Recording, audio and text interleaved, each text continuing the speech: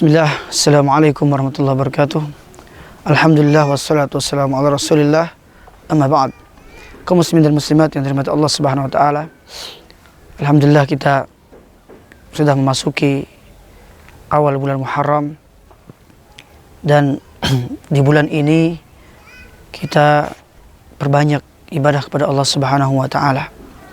Bulan Muharram merupakan bulan yang sangat mulia di antara bulan-bulan yang lainnya. Maka di bulan ini kesempatan bagi kita untuk meningkatkan ibadah kepada Allah subhanahu wa ta'ala. Ada beberapa amalan-amalan sunnah yang perlu kita kerjakan di bulan Muharram ini. Di antaranya yaitu memperbanyak puasa sunnah. Bahkan ketika Syekh Al-Utsaimin rahimahullah ta'ala ditanya, "Wahai Syekh, apa amalan-amalan sunnah yang perlu dilakukan di bulan Muharram?" Kemudian beliau mengatakan, yang pertama, perbanyak puasa sunnah di bulan Muharram. Karena puasa sunnah di bulan Muharram ini merupakan puasa yang paling utama setelah puasa di bulan Ramadan. Sebagaimana disebutkan dalam hadis Rasulullah SAW dari Abu Hurairah radhiyallahu anhu, dan hadis ini riwayat Muslim. Afdalus siyami ba'da Ramadan siyamu syahril Muharram, atau siyamu syahrillahil Muharram. Wa afdalus shalah ba'dal fariidah salatul lail. Rasulullah sallallahu alaihi wasallam bersabda, puasa yang paling utama setelah puasa di bulan Ramadan adalah puasa di bulan Muharram. Itu puasa sunnah di bulan Muharram. Dan salat yang paling utama setelah salat wajib, setelah salat fardu adalah qiyamul lail, salat tahajud. Jadi dalam hadis ini, kata Imam An-Nawawi rahimahullah ta'ala, hadis ini menjelaskan tentang puasa yang paling utama di bulan-bulan haram. Itu adalah puasa sunnah di bulan Muharram. Jadi mari kita perbanyak puasa sunnah di bulan Muharram ini. Ya, lebih-lebih kita melakukan puasa di hari yang ke-9 dan hari yang ke-10. Karena apa? Ketika seorang melakukan puasa sunnah di hari yang ke-10, maka dosa yang pernah dia lakukan setahun yang lalu akan diampuni oleh Allah Subhanahu wa ta'ala. Berdasarkan sabda Rasulullah sallallahu alaihi wasallam dari Abu Qatadah Al-Ansari, Rasulullah sallallahu alaihi wasallam pernah ditanya, "Wasu'ila an saumi yaumi Arafah." Faqala, kemudian Nabi sallallahu alaihi wasallam mengatakan, "Yukaffiru as-sanata al-madiyah wal baqiyah." Wa su'ila an shaumi yaumi Ashura. Faqala, "Yukaffiru as-sanata al-madiyah." Rasulullah sallallahu alaihi wasallam pernah ditanya tentang puasa Arafah, tentang keutamaan puasa Arafah.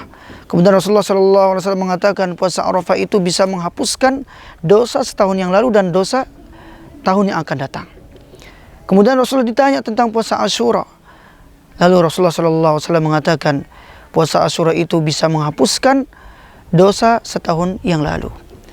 Maka ini ya sangat penting bagi kita untuk puasa ya di hari ke-9 dan hari yang ke-10.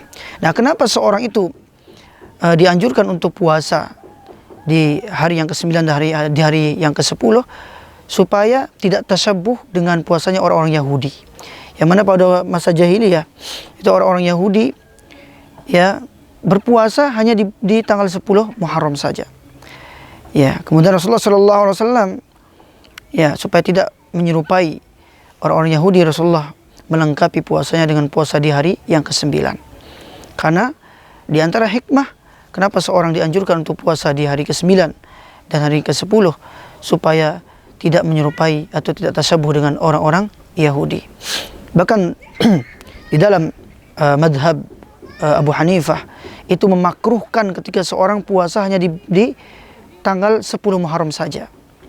Bahkan dalam madhab Syafi'i dan ulama Syafi'iyah ya, kemudian dari sahabat ya Ishaq, di sini ada Ishaq ya berpendapat bahwa seorang itu dianjurkan untuk puasa di hari yang ke-9 dan hari yang ke-10. Kaum muslimin dan muslimat yang dirahmati Allah Subhanahu wa ta'ala. Kemudian amalan sunnah yang perlu kita lakukan di bulan Muharram ini yaitu memperbanyak amal soleh. Memperbanyak amal soleh. tingkatkan ibadah kita kepada Allah, tingkatkan sholat kita, lengkapi dengan sholat-sholat sunnah dan ibadah-ibadah yang lainnya. Dan jangan sampai seorang menganggap bahwa bulan Muharram ini bulan-bulan yang angker, sehingga ketika seorang ingin beribadah, misalkan seorang mau menikah, namun karena dia beranggapan bahwa bulan Muharram ini bulan yang angker, akhirnya dia tidak berani untuk menikah di bulan Muharram. Padahal bulan Muharram ini bulan yang sangat mulia. Ya, justru disitulah kita perbanyak ibadah kepada Allah Subhanahu wa ta'ala. Kemudian amalan yang ketiga yang perlu kita lakukan di bulan Muharram ini, yaitu perbanyak taubat kepada Allah Subhanahu wa ta'ala. Jadi bertaubat kembali kepada Allah Subhanahu wa ta'ala.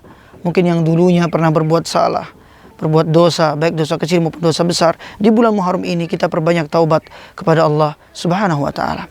Dan dalam taubat itu tidak boleh seorang menunda-nunda yang namanya taubat. Bertaubat dan segera bertaubat. Allah Subhanahu wa ta'ala mengatakan dalam Al-Qur'an, "Wasari'u ila magfiratin min rabbikum wa jannah arduha as-samawati wal ardh u'iddat lil muttaqin." Bersegeralah kalian kepada ampunan Tuhan kalian dan kepada surga yang luasnya seluas langit dan bumi, yang disiapkan bagi orang-orang yang bertakwa. Ya, mungkin itu di antara amal-amalan yang perlu kita lakukan di bulan Muharram, yang mudah-mudahan bermanfaat bagi kita semua.